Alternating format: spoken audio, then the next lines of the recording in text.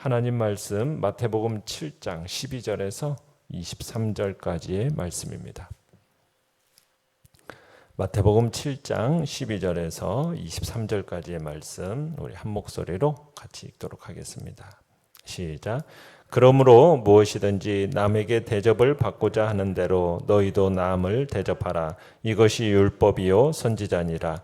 좁은 문으로 들어가라. 멸망으로 인도하는 문은 크고 그 길이 넓어 그리로 들어가는 자가 많고 생명으로 인도하는 문은 좁고 길이 협착하여 찾는 자가 적음이라. 거짓 선지자들을 삼가라. 양의 옷을 입고 너희에게 나아오나 속에는 노략질하는 일이라. 그들의 열매로 그들을 알지니 가시나무에서 포도를 또는 엉겅퀴에서 무화과를 따겠느냐. 이와 같이 좋은 나무마다 아름다운 열매를 맺고 못된 나무가 나쁜 열매를 맺나니 좋은 나무가 나쁜 열매를 맺을 수 없고 못된 나무가 아름다운 열매를 맺을 수 없느니라. 아름다운 열매를 맺지 아니하는 나무마다 찍혀 불에 던져지느니라. 이러므로 그들의 열매로 그들을 알리라. 나더러 주여 주여 하는 자마다 다 천국에 들어갈 것이 아니요 다만 하늘에 계신 내 아버지의 뜻대로 행하는 자라야 들어가리라. 그날에 많은 사람이 나더러 이르되 주여 주여 우리가 주의 이름으로 선지자 노릇하며 주의 이름으로 귀신을 쫓아내며 주의 이름으로 많은 권능을 행하지 아니하였나이까 하리니 그때 내가 그들에게 밝히 말하되 내가 너희를 도무지 알지 못하니 불법을 행하는 자들아 내게서 떠나가라 하리라. 아멘. 오늘 말씀의 제목은 나무와 열매라는 제목으로 말씀을 나눕니다. 우리가 지난주에 우리는 하나님께 은혜를 구하는 자요, 그가 베푸시는 은혜로 살아갈 수밖에 없는 연약한 존재라는 것을 살펴보았습니다. 그런 우리가 달라고 구하는 것을 하나님께서 마다하지 아니하시고 오히려 구하고 찾고 두드리라고 격려하십니다. 그러면 하나님께서 그 구하는 자에게 항상 좋은 것으로 베푸시는 자비로우신 분이라는 것을 우리가 본 거죠. 그러기에 이 천국 백성의 삶이라는 것은 바로 하나님으로부터의 그 자비, 긍휼, 이것을 받아서 누리는 삶입니다. 그러니까 하나님으로부터 이런 은혜를 받아서 날마다 살아가는 자라면 여러분 이웃을 어떤 자세로 대해야겠습니까? 12절에서처럼 그러므로 무엇이든지 남에게 대접을 받고자 하는 대로 너희도 남을 대접하라. 그러니까 네가 하나님의 자비로우심과 선하심을 힘입어서 그의 은혜로 살아가는 자라면 너도 이웃에게 어떻게 하라는 겁니까? 자비와 긍휼과 선을 베푸는 것이 옳지 않느냐. 지금 그런 의미인 겁니다. 그러니까 하나님으로부터 받은 그 자비와 긍휼, 그것을 이제는 이웃에게 자비와 긍휼을 베풀면서 살아가는 삶이 바로 천국 백성의 삶이라는 거죠. 이런 천국 백성의 삶은 참으로 거룩하고 복되고 아름다운 삶입니다. 자, 그런데 예수님께서는 이렇게 천국 백성으로서의 삶을 살아간다라는 것이 결코 평탄하거나 순탄한 삶이 아니다라고 오늘 본문에서 이제 13절, 14절에서 가르쳐 주시는 거예요. 오히려 천국 백성의 삶은 어떤 삶입니까? 좁고 험난한 삶이라는 거예요. 그러니까 천국문에 들어가는 문과 길조차 어떻다고요? 좁고 협착하다라는 거죠. 예수님께서 좁은 문으로 들어가라고 말씀을 하셔요. 왜 하필이면 좁은 문으로 들어가라고 하시는 걸까요? 그 이유는 멸망으로 인도하는 문은 어떻대요? 넓고 넉넉해가지고 그리로 들어가는 자가 많은 반면에 영생으로 인도하는 문은 좁고 그 길은 협착해가서 발견하는 사람이 적기 때문이라는 겁니다. 그러니까 영생으로 인도하는 문, 지금 망하지 않고 살려고 하면 좁고 험할지라도 영생으로 인도하는 문, 그 길, 이걸 택할 수밖에 없는 거죠.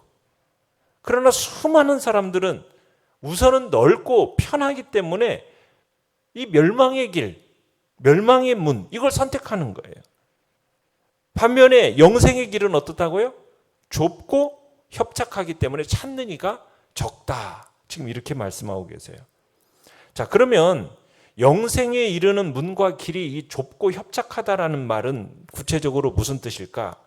얼핏 생각하면 제가 믿는 자가 당하는 뭐 여러 가지 어려움과 고난, 핍박 뭐 이런 것을 떠올리기가 쉽지 않습니까?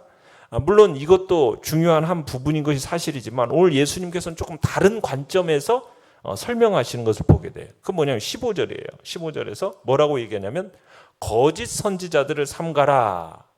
양의 옷을 입고 너희에게 나오나 속에는 노략질하는 일이라. 이 말씀이 얼핏 보면은 영생의 문이 좁고 그 길이 협착하다라는 것과 아무 상관이 없는 말씀 같지 않습니까? 그런데 이걸 조금 깊이 생각해 보면 그렇지가 않아요. 왜냐하면 이 말씀은 많은 거짓 선지자들이 출현해 가지고 이게 영생으로 들어가는 문이다라고 하면서 이게 저것이 영생의 길이다 이렇게 자꾸 거짓으로 가르친다는 거예요. 그래서 거짓 선지자들이 우리를 혼란케 하고 미혹케 할 거라는 뜻입니다. 거짓 선지자들이 하나님의 말씀을 전하고 가르쳐서 영생에 이른다라고 주장을 하지만은 겉으로 보기에는 그 거짓 선지자들이요 굉장히 선하고 아름답게 보여요. 그런데 실제로는 어떻다고요? 거짓을 가르쳐서 영혼을 삼키고 망하게 한다는 겁니다. 그런데 이런 거짓 선생들이 뭐라고요? 많을 거라는 거예요. 많을 거라는 거예요. 그러니까 거짓 선지자들이요 별별 모양과 별별 형태로 영생의 진리를 표방하는데 실제로는 그 영혼을 삼키고 망하게 할 거라는 거예요. 그런 여러분 이론과 그런 주장에 우리가 둘러싸여 있습니다. 수많은 거짓들과 수많은 가짜들이 횡행하고 있다라는 거예요. 그런 속에서 영생의 진리는 몇 개죠? 단 하나밖에 없는 거예요. 단 하나밖에 없는 거예요. 그 수많은 거짓에 수많은 이 가짜들이 이게 영생의 문이다. 이게 영생에 이르는 길이다. 막 얘기하는데 진짜 영생에 이르는 진리는 몇 개라고요? 단 하나예요. 단 하나예요. 그러니 여러분 영생애로 인도하는 문이 넓어요? 좁아요? 정말 좁은 거예요. 하나밖에 없는 길이거든요. 하나밖에 없는 문이거든요. 그러니 좁다고 말할 수밖에 없는 거예요. 자, 내용관찰 문제 1번. 자, 거짓 선지자들의 특징은 무엇이며 어떻게 그들을 분별할 수 있습니까? 자, 거짓 선지자들의 특징은 15절에서 뭐라고 얘기합니까? 겉과 속이 다르다는 거예요. 겉과 속이 다르다는 거예요. 겉은 뭘 입고 있어요? 양의 옷을 입고 있는데 선한 척 하는데 속은 노략질하는 일이라는 거예요. 그러니까 사탄도요 자기를 뭘로 가장한다고 그래요? 광명의 천사로 가장하듯이 이 거짓 선생들의 특징도 뭐냐면 겉으로는 양의 옷을 입고 나타나서 선한 척하지만 그러면서 우리의 경계심을 무너뜨려요. 그렇지만 속은 뭐예요? 노략질하는 일이라는 거예요. 결국 성도를 어디로? 멸망과 파괴로 이끄는 겁니다. 자, 그러면은 이 거짓 선지자들을 어떻게 분별해요? 뭘로 분별할 수 있다라고 지금 얘기를 하고 있습니까? 열매로 분별하고 확인할 수 있다라는 거예요. 이 사람이 거짓 선지자인지를 분별하는 방법은 열매를 보라는 거예요. 그들에게서 나타난 열매를 보라는 거예요. 그러면서 실상을 판단하라는 겁니다. 그들이 가르치는 교훈, 그 교훈이 맺는 열매를 보라는 거예요. 그래서 그 교훈의 참됨과 거짓됨을 판단하라는 겁니다. 그 사람에게서 맺어지는 열매가 그 사람됨을 나타내니까요. 그러면서 좀 더 구체적으로 설명을 하시는데 뭐라고 설명하십니까? 가시나무에서 포도를 딸 수 없는 겁니다. 포도가 맺혀지지 않는 거예요. 엉겅퀴에서 무화과가 맺혀져요? 그럴 수가 없다는 거예요. 우리는 그걸 기대하지 않잖아요. 그러니까 나무는 그 본질에 따라서 각각의 열매를 맺는 겁니다. 그러니까 열매가 나무의 본질을 드러내는 증거가 된다라는 거죠. 우리가 나무만 봐가지고는 저게 무슨 나무인지를 제대로 분별하기가 어렵잖아요. 그러니까 우리에게 뭘로 기준으로 삼으라고요? 열매, 열매라는 기준으로 나무를 분별하라. 이렇게 가르쳐주고 계시는 거예요. 그러니까 열매가 맺히기 전까지는, 열리기 전까지는 그게 명확한 실체를 알 수가 없어요. 그렇지만 딱 열매가 드러나면은 우리가 그 나무의 종류를 식별할 수 있잖아요. 그러면서 또 열매의 품질도 이 분별의 기준이 돼요. 16절, 17절, 18절에 보면 좋은 나무는 어떤 열매를 맺게 되어 있습니까? 아름다운 열매를 맺게 되어 있어요. 못된 나무는 나쁜 열매를 맺을 수 있어요. 그렇게 이 품질도 그 분별의 기준이 돼요. 열매의 품질도. 그래서 하늘에 속한 아름다운 열매를 맺는 나무인지 아니면 이 땅에 속한 육체적이고 세상적인 열매를 맺는 나무인지 그 품질로 분별해서 알 수가 있다는 겁니다. 자, 이렇게 좋은 열매를 맺지 않는 나무는 결국 어떻게 된대요? 찍혀서 불에 던져 사르게 되어집니다. 그러니까 이 거짓 선지자들은 그 열매로 실상을 딱 드러낸 후에 찍혀서 결국에는 불에 던져지는 거예요. 하나님께서 그 본질과 신상을 열매로 딱 드러내시고 결국에는 찍어서 제거하실 거라는 거죠. 거짓 선지자들의 경우 그들이 가르치는 교훈이 나타내는 그 결과를 잘 살펴보라는 거예요. 그 사람이 사람을 어떻게 대하는가, 그의 일상적인 삶은 도대체 어떻게 사는지 살펴보라는 거예요. 어떤 나무인지 딱 알게 되고 그러면은 하나님이 보낸 그 사람이 선지자인지 거짓 선생인지 우리가 분별할 수 있을 거다. 지금 그렇게 얘기하고 계시는 거죠. 자, 내용 관찰 문제 2번. 하나님이 우리에게 원하시는 아름다운 열매는 뭡니까? 자, 21절 하반절에 보시면은 하늘에 계신 내 아버지의 뜻대로 행하는 자라야 들어가리라. 결국 아름다운 열매라는 건 뭐예요? 하나님의 하늘에 계신 아버지의 뜻대로 행하는 거예요. 믿음이라는 것은 뭘로 표현되게 마련입니까? 행동으로, 반드시 행동으로 나타나게 되어 있어요. 그냥 말씀을 듣고 귀로만 즐거이 듣는 게 아니라 그 말씀을 듣고 구체적으로 행하는 사람이 그게 이제 아름다운 열매의 모습인 거죠. 그냥 귀를 기울이고 구체적인 순종함으로 나타나야 되는 겁니다. 아름다운 생명 열매를 맺어야 되는 거예요. 자, 겉으로 드러나는, 지금 이제 여기서 이제 얘기하는 건 뭐냐면 열매로 알 수 있다고 그랬는데, 자, 겉으로 드러나는 열매를 가지고 지금 우리가 거짓 선지자인지 그 정체를 파악하려고 하잖아요. 그런데 한 가지 조심해야 할 일이 있다는 것을 지금 말씀하고 계시는 거예요. 참 그럴듯한 열매인데 뭐일 수가 있다는 거예요? 가짜일 수가 있다. 지금 그 얘기를 하고 있는 겁니다. 그러니까 입술로는 뭐라고 불러요? 주여 주여 한다고 하는데 그 사람이 정말 그리스도께 속한 자인지를 증명하는 그게 증거가 될 수는 없다라는 거예요. 주여 주여라는 그 말이. 그러니까 하나님의 말씀을 맡은 선지자라고 주장하면서 또 하나님의 말씀을 전한다고 해서 그 사람이 진짜 그리스도께 속한 사람일까요? 그걸 증명해 주지는 못한다는 거예요. 심지어는 뭐까지도 얘기하고 있습니까? 그가 주의 이름으로 막 귀신을 쫓아내기도 하고 많은 능력과 이적을 행한다고 해서 그가 진짜 그리스도께 속한 사람이다. 이게 증명해 줍니까? 그러지 못한다는 거예요. 근데 볼 때는 너무나도 그럴듯한 열매 같지 않아요?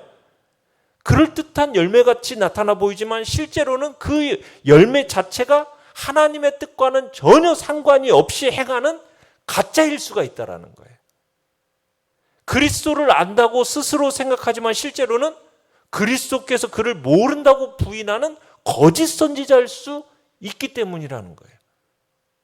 막 저마다 영생의 문이다, 영생의 길이다 그럴듯하게 주장하지만 실제로는 이렇게까지 교묘하게 진리를 위장해서 남을 속이고 심지어는 자기 자신까지도요 속일 수 있다는 걸 경계하는 말씀이 지금 이 이야기예요.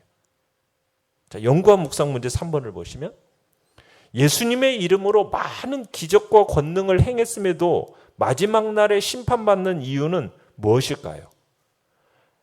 자, 그들의 행함이 하늘에 계신 아버지의 뜻대로 행하는 것이 아니라 하나님의 뜻과는 전혀 상관없이 자기 뜻대로 산 자들이기 때문입니다. 자기 뜻대로. 그러니까 하나님의 뜻을 이루고 그분께 영광을 돌리기 위해서 정말 어떤 일을 행하는 게 아니라, 은사를 사용하는 것이 아니라 자기의 이익을 위해서 어떤 은사를 사용하는 거예요. 말만 주여 주여 부르는데 하나님의 뜻을 행하지 않는 거예요. 그런 사람은요, 근본적으로 하나님을 경외하는 믿음이 없는 사람입니다. 우리가 기독교라는 이름으로 어떤 일을 한다고 해서 기독교인이 되는 게 아닙니다. 기독교라고 분류되어 있는 이 공동체 안으로 들어왔다고 해서 성도가 되는 게 아니에요. 진짜 예수님을 믿고 기독교인이 되면요, 어떤 한 사람의 종교인이 되는 게 아니라 실제적으로 살아계신 하나님과 인격적인 사귐을 맺고 교통이 일어나야 되는 거예요. 부활해서 살아계신 우리 예수 그리스도와 그분과 인격적인 만남과 교통이 일어나는 것이 신앙의 핵심인 겁니다. 주님의 이름을 여러 곳에서 사용하는 이들을 향해서 너희가 내 이름으로 많은 일을 한다고 하지만 나는 너희를 도무지 알지 못한다, 이렇게까지도 말씀하신다는 거예요. 왜? 너와 나는 진짜 만난 적이 없다라는 거예요. 인격적으로 만난 적이 없다라는 어떤 충격적인 선언을 하고 계시는 겁니다. 그냥 자기 나름대로 그릇된 기준에 의해 가지고 자기가 나는 신앙인이야 스스로 분류했을지 모르는데 그 안에는 살아계신 예수님하고 인격적인 교통과 만남이 없어요. 그러니 예수님을 더 사랑하는 마음도 없고 그분을 더욱 알아가고 싶은 마음도 없고 더 닮아가고 싶어하는 인격적인 사랑이 만들어내는 그런 하나님의 뜻을 알고 싶어하는 마음이 근본적으로 없는 거예요. 그런 사람들은. 여러분, 주님을 인격적으로 진짜 만나면은 주님을 어떻게 하게 되어 있습니까? 사랑하게 되어 있고요. 그분을 더 닮고 싶어 하는 거예요. 주님이 원하시는 뜻이 뭘까? 막 그것을 분별해내고 싶어 하고 그 뜻대로 살기를 원하는 거죠. 그래서 그 뜻에 전심으로 막 순종하고 싶어 하는 거 아닙니까? 그 같은 마음이 만들어내는 열매가 바로 하나님 아버지의 뜻에 순종하는 삶이거든요. 그러니까 주님이 지금 우리에게 원하시는 열매는 바로 그거예요. 살아계신 하나님, 그분과 인격적으로 만나서 그분과 소통하고 교제하고, 그러니까 그분을 더 알아가고 싶어하고 중심으로 그분을 사랑하고 그분을 막 닮고 싶어하고, 그 하나님의 진리의 말씀을 사랑하는 그 지체들과 함께 예배 자리에서 막 주님을 높이고 영화롭게 하는, 여러분, 그 믿음이 진짜 믿음인 거죠. 그 믿음으로 말미암는 그 열매를 주님은 우리에게서 찾고 싶어 하시는 거예요. 그런데 많은 기적과 권능을 행한다고 하지만 그런 마음이 없고 오직 자기의 유익을 위해서, 자기 이익을 위해서 은사를 사용하고 자기 마음대로 해가는 그런 사람은 하나님과의 만남과 진짜 인격적인 교통이 있다라고 볼 수가 없다라는 거예요. 그래서 느낀 점은 4번 보시면 주여 주여 하는 자마다 다 천국에 들어갈 것이 아니다, 이렇게 말씀하신, 여러분 이게 뭘 느껴지세요? 두려움이 느껴지죠. 이게 단순히 그저 거짓 선지자, 거짓 선생을 판별하는 기준만 되는 게 아니니까요. 이 말은 참 신자, 거짓 신자를 판별하는 기준도 되는 거예요. 천국 백성은 영적 본질에 합당한 열매 맺음이 필수적입니다. 근데 문제는 그 열매까지도 교묘하게 지금 표장에 눈을 속일 수 있다는 건데 때로는 자기 자신까지도 속여요. 그래서 그게 거짓으로 이렇게 속아 넘어갈 수 있다는 것이 얼마나 두려운지 몰라요. 그래서 우리의 믿음, 우리의 경건의 열매가요, 진실해야 됩니다. 진실해야 돼요. 그래서 우리가 이 두려운 말씀 앞에서 우리 자신을 깊이 살피는 일들을 해야 되는 겁니다. 하나님 앞에서 우리의 마음과 양심을 열고서는 겸손하게, 진지하게 우리의 믿음에 대해서 묻고 확인하는 작업들을 해야 돼요. 나는 진짜 과연 영생의 문을 찾고 정말 그 협착한 영생의 길을 제대로 걸어가고 있는가? 나는 과연 하나님의 자녀요, 하나님의 백성으로서 정말 하나님 나라에 속한 자로서 나는 주님을 알고 주님이 정말 나를 아시는가? 마지막 날에 나를 혹이나 주님이 모른다고 부인하시지는 않을까? 여러분, 이런 것에 대해서 우리 스스로 자꾸 자문해 봐야 된다는 겁니다. 여러분, 기독교라는 것이 그저 한번 문 통과하고 나면 영원토록 보장, 그래요, 보장되지만 늘 우리는 바른 믿음에 서 있는지를 자신을 검증하는 작업들을 매 순간 해야 되는 거예요. 끊임없이 나의 영적인 상태를 돌아보도록 성경은 우리에게 촉구하고 있거든요. 하나님은 선택하신 자들은 결코 버리지 않으십니다. 한번 구원받으면 구원이 취소되지 않아요. 그러나 여러분, 영원한 구원에 들어왔다고 해서 하나님 앞에서 좁은 길을 가고 있는지 자신의 영적인 상태를 부단히 점검하고 자기 자신도 내가 속일 수 있다라는 그런 패역한 자라는 사실을 알고서는 늘 각성하는 삶을 사는 것이 진짜 믿음이에요. 그게 진짜 믿음이에요. 아, 난 한번 구원 받았으니까 나는 어떻게 해도 나는 영원한 구원이 보장된 사람이야. 여러분, 이렇게 말하지 않습니다. 진짜 믿음을 가진 사람은 그렇게 하지 않아요. 사도 바울도 뭐라고 얘기해요? 내가 열심히 이렇게 해놓고 내가 혹여나 버림받을까 나도 두렵다라는 그런 말을 하는 것처럼 우리가 영원하고 구원에 참된 들어온 사람이라도 항상 자신의 영적 상태에 대해서 두려워하는 마음으로 살아가는 것이 바로 진짜 그리스도인의 모습이라는 거죠. 그렇다고 해서 뭐 구원의 확신을 가지면 안 된다, 이 말을 하는 게 아닙니다. 스스로 자기 자신을 돌아보면서 나도 언제든지 속아 넘어갈 수 있는 악한 자라는 사실을 항상 인지하고, 그래, 나는 하나님의 바른 믿음 안에 서 있는가? 나 자신을 비판적으로 돌아보고 헛된 의지를 다 내려놓는 거죠. 그러면서 성경이 지지하지 않는 다른 믿을 만한 구석에 혹여나 내가 기대어서 신앙생활을 하고 있지 않는가? 그 말씀에 근거해서 나 자신을 자꾸 비추어 보고 헛된 것들 다 내려놓고 끊임없이 누구를 붙들고? 오직 예수 그리스도. 다 그분을 붙들고 그분을 더 사랑하고 그분을 더 닮아가려 하고 그분으로 말미암아 성령의 열매가 내 안에서 아름답게 맺어지는 그 복된 믿음의 삶을 살아가는 것이 바로 진짜 그리스도인의 삶임을 성경은 우리에게 지금 주님이 가르쳐주고 계시는 겁니다. 결단과 적용 5번입니다. 혹시 성취욕이나 자기만족 등 순수하지 못한 의도로 하나님의 일을 하고 있진 않은지 돌아봅시다. 자, 오늘의 기도 가지겠습니다. 시작. 주님께 뿌리를 두고 말씀의 양분을 먹고 자라 사랑과 화평의 열매를 맺는 나무가 되게 하소서. 아멘. 말씀을 생각하면서 기도하시고요. 연약한 우리의 지체들을 위해서 기도해 주시고 또 코로나19 바이러스 잠잠케 하시며 또 우리가 주님 앞에 또 온전한 예배 드릴 수 있는 날이 속해 올 수 있도록 주의 은총과 자비하심을 구하면서 주여 우리 세 번 부르짖으며 나갑니다.